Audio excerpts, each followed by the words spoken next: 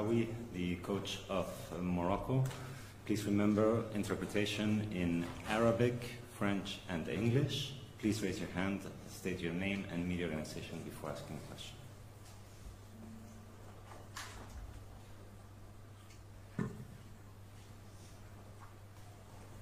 السلام عليكم.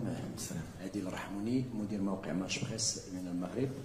وليد ركراكي اولا هنيئا لكم على هذا العرض القيم، لان اليوم شفنا بطل العالم ينهار امام المنتخب المغربي اللي قدم عرض خاصه الشوط الثاني، لولا بعض الاخطاء اللي في التغطيه اللي ما كانتش اللي تثبتنا في تسجيل الهدف.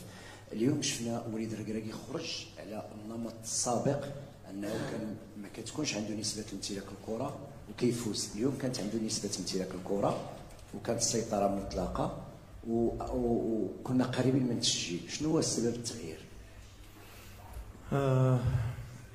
Non, si j'ai des regrets sur ce match, c'est surtout le début de match. C'est d'avoir encaissé ce but rapidement, qui a donné encore plus de certitude à l'équipe de France pour rester dans son schéma.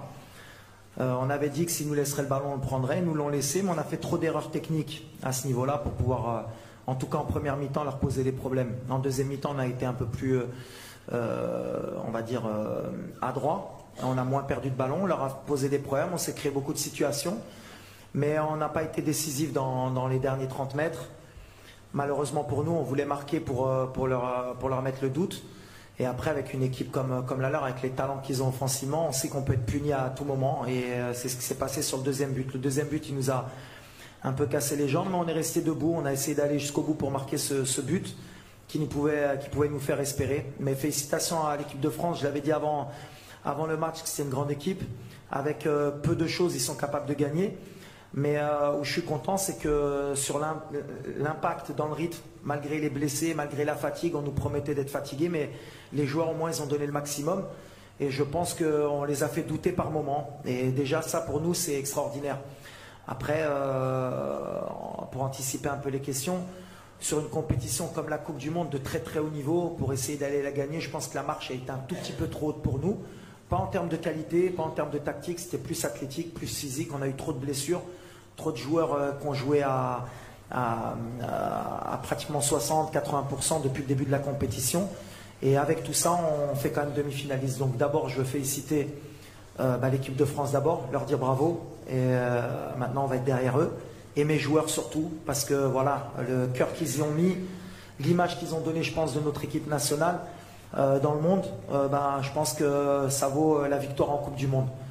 Maintenant, c'est dur pour les gamins parce qu'ils voulaient absolument marquer l'histoire, mais on va apprendre. On ne gagne pas une compétition comme la Coupe du Monde sur un miracle. On doit encore travailler pour revenir encore plus fort, Inch'Allah.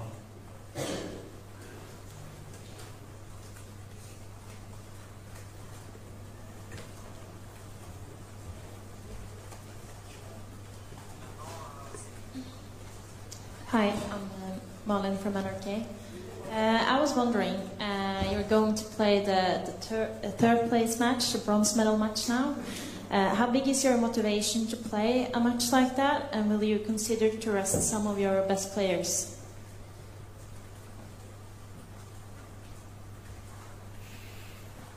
Oui, c'est une finale, une petite finale.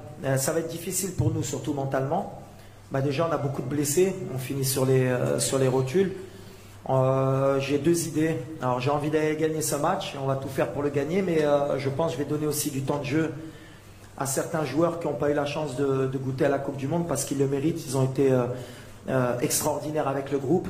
Donc voilà, on va essayer de faire un mixte pour essayer d'avoir une très bonne équipe sur le terrain, d'essayer de gagner la 3e place et d'être performant. Mais aujourd'hui, on va essayer d'abord de récupérer parce qu'on a perdu et que c'est toujours difficile après une défaite de se projeter. Donc déjà, on va essayer de récupérer mentalement et on verra samedi qui pourra faire honneur au drapeau marocain pour essayer d'aller chercher la 3e place, Inch'Allah.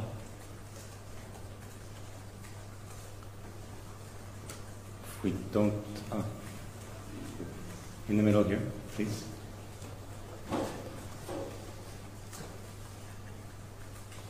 Oui, bonjour, Lionel Dangomo du journal L'Équipe. Je voulais savoir ce qui vous a amené à prendre la décision d'aligner Romain Saiss et au départ Naïef Aguerd et pourquoi est-ce qu'il n'a pas finalement pu tenir sa place. Et aussi le choix de passer à une défense à 5, est-ce que c'était lié aux incertitudes de ces deux joueurs, notamment physiques? Ouais, exactement. Alors, jusqu'à la dernière minute, on a fait le choix. Enfin, on a attendu jusqu'à la dernière minute pour voir si Romain pouvait jouer. C'est quelqu'un qui est très important pour nous dans le système, puis c'est notre capitaine. Et on a essayé jusqu'à l'échauffement. Naïf aussi, il revenait d'une bonne grippe. Et il tenait à être là, et moi je tenais à ce qu'il débute parce que c'est quelqu'un qui est très important dans notre défense. Et je pensais que c'était le mieux pour nous de jouer à 3 pour qu'ils aient moins de terrain à couvrir. Et puis aussi parce qu'on a 2 latéraux de très haut niveau et on voulait créer des problèmes avec Ndembélé et Mbappé, déjà défensivement et aussi offensivement pour les obliger à défendre. Alors, des fois on prend des risques. On avait travaillé sur 2 jours sur ce système-là, on était plus ou moins bien en place. Après on a eu beaucoup de déchets, puis après la sortie de Romain nous fait repasser à 4. Après, avec surprise, on a été peut-être meilleur à 4 aussi. On avait peut-être plus de repères. Des fois, on fait des coups. On est obligatoirement obligé de pas se cacher. Et puis, on va passer à Afrique, c'est différent. On va être attendu. Mais on a 1 an pour se préparer. Déjà, je pense qu'on va mettre un peu de temps pour digérer cette compétition. Heureusement que le prochain rassemblement, c'est en mars. Mais je l'ai dit la dernière fois, moi, sur mon contrat... Je me cache pas, hein, je suis ambitieux. J'ai dit que si on faisait pas minimum demi-finale, je partirais. Et c'est comme ça qu'il faudra faire. Mais ouais, on va y aller pour la gagner. Mais attention, il y a des clients en Afrique aujourd'hui. Ça a progressé quand on voit les absents à la Coupe du Monde, que ce soit la Côte d'Ivoire, l'Algérie, l'Égypte, plus les 5 qui ont participé, plus le Nigeria. Voilà, il y a au moins 10 équipes qui vont postuler à cette CAN. Et on va faire partie d'elles et on va y aller avec humilité aussi. Mais on travaille, on progresse, mais on a envie de la gagner. Sid Lowe from the English newspaper The Guardian. I wonder if now that it's come to an end, if you have a sense of the enormity of what Morocco have achieved, a sense of the impact this has had globally, and what that means to you and your players, and what you said to them after the game.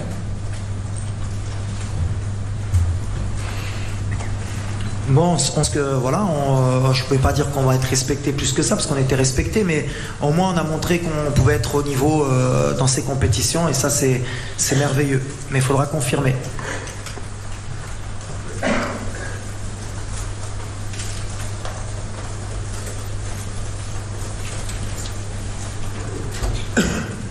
Hi Walid, Thiago from ESPN. You just talked about Pele, and yesterday you showed admiration for Brazil, said they were the best team in this competition. Personally, for you, how you feel to be between the 4 best teams in this World Cup, something that Brazil, 5 world champions, didn't achieve? How it is for you? Thank you. Ouais, après, pour le Brésil, ça s'est joué à peu de choses. Quand on est amoureux du football, on est forcément amoureux du Brésil, et pour un homme comme moi qui a connu les grandes équipes du Brésil, on a toujours envie de les voir aller loin, mais ils reviendront, les grandes équipes et les grands pays de football reviennent toujours. D'être nous sur cette compétition devant le Brésil, devant l'Allemagne, devant l'Espagne, devant le Portugal, qui sont des nations très fortes du football mondial, c'est extraordinaire. Mais comme je l'ai dit précédemment, voilà, c'est des étapes qu'on doit passer nous aussi en Afrique pour mettre... Il faut qu'on soit régulier nous aussi dans ces compétitions pour qu'on puisse mettre le Maroc à un moment donné sur la carte du football mondial, et pour qu'on soit peut-être pas au niveau du Brésil ou de la France ou de l'Angleterre, il faut qu'on revienne tout le temps en Coupe du Monde déjà. Il ne faut pas qu'on attende tout le temps 20 ans, il faut qu'on soit régulier. Et maintenant, le premier tour, il faudra que ce soit normal pour une équipe comme le Maroc. Mais c'est une étape, et j'espère que psychologiquement, ce parcours du Maroc va libérer beaucoup de pays africains, et va libérer aussi beaucoup de jeunes africains qu'on est capable de rivaliser avec des pays comme le Brésil, comme la France, comme l'Angleterre, et que nous aussi on peut progresser dans le monde du football. Mais il y a du travail encore, il ne faut pas non plus qu'on s'enflamme, parce que voilà, c'est qu'une compétition, il faudra qu'on soit régulier pour prouver que ce n'était pas un accident. Merci beaucoup. Merci beaucoup.